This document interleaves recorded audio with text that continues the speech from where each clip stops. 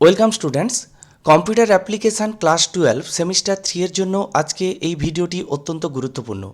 এখানে আমি সিলেবাস নিয়ে যেমন আলোচনা করব, সঙ্গে কাউন্সিলের কোশ্চেন প্যাটার্ন নিয়েও কিন্তু আমি আলোচনা করব, এবং তোমরা ল্যাব কপি কীভাবে বানাবে সেটা নিয়েও আলোচনা করব, এবং ফুল মার্কস পেতে গেলে তোমরা কিভাবে পড়া এখন থেকে শুরু করবে সেটা নিয়েও বলবো, এবং সবার শেষে বলবো সেমিস্টার 3তে যদি তোমাদের কোনো সাবজেক্টে সাপ্লি আসে তাহলে সেটা তোমাদের জন্য কতটা ক্ষতিকর সে বিষয়ে আলোচনা করব।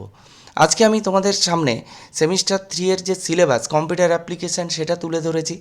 এখানে তোমাদের ফুল মার্কস 35 আছে, এবং এইখানে পাইথন প্রোগ্রামিং থেকে আছে 25 মার্কস।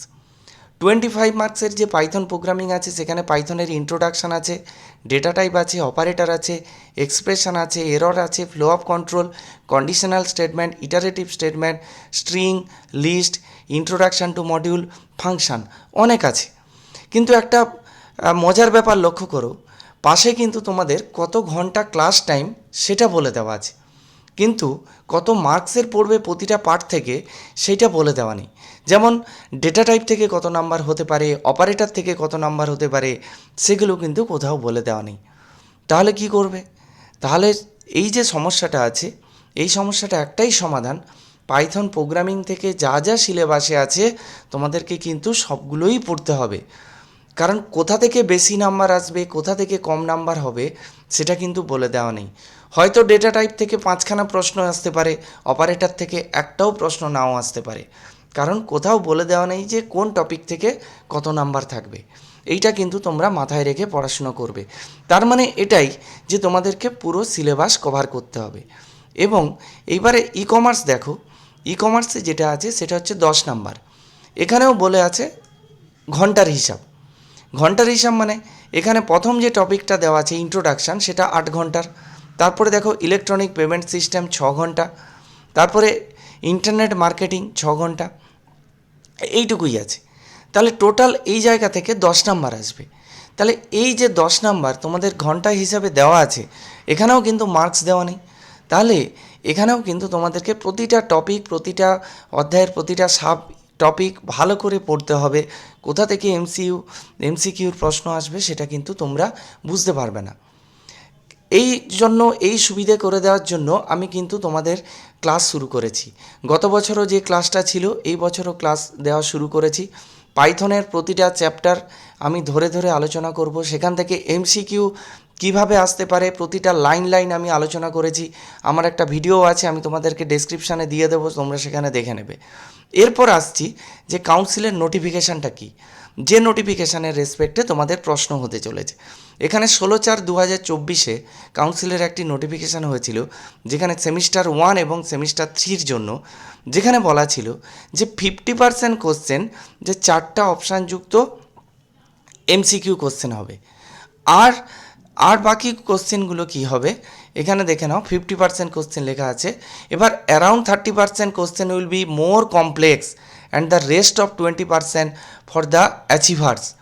তাহলে বাকি যে 50% থাকলো তার 30% কিন্তু মোর কমপ্লেক্স, আর 20% তার চেয়েও আরও বেশি কমপ্লেক্স।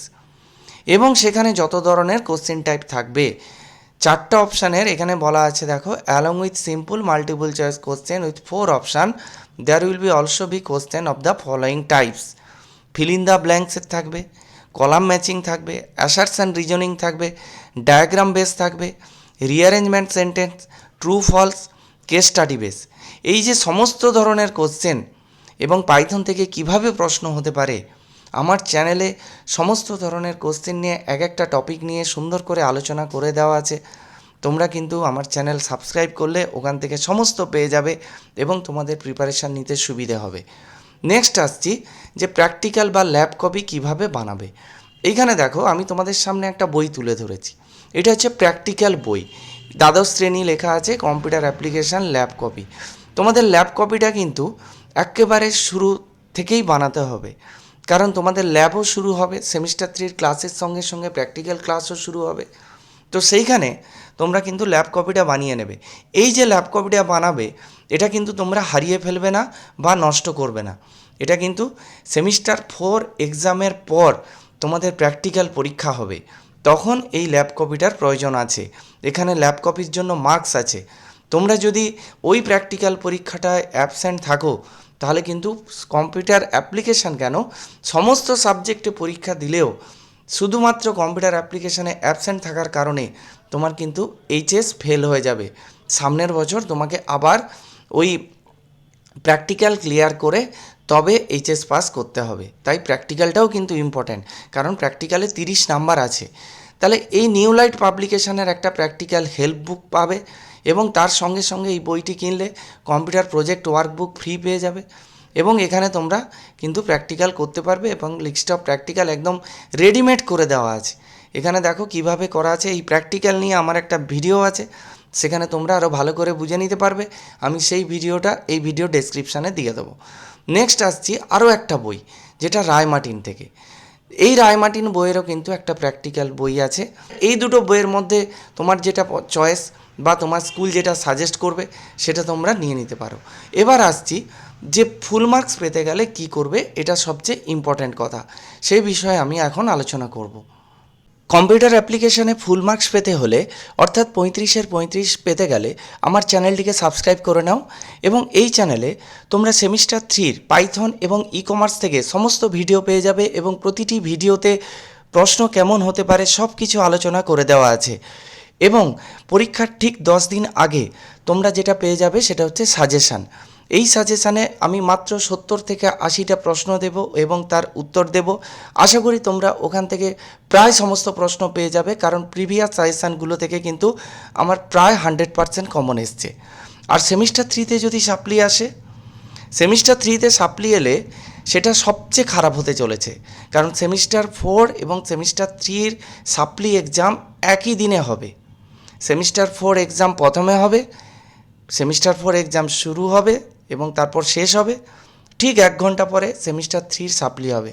অর্থাৎ তোমাদের কিন্তু তাহলে একই দিনে সেমিস্টার 4 এবং সেমিস্টার 3-র সাপ্লির জন্য প্রিপারেশান নিয়ে পরীক্ষা দিতে হবে।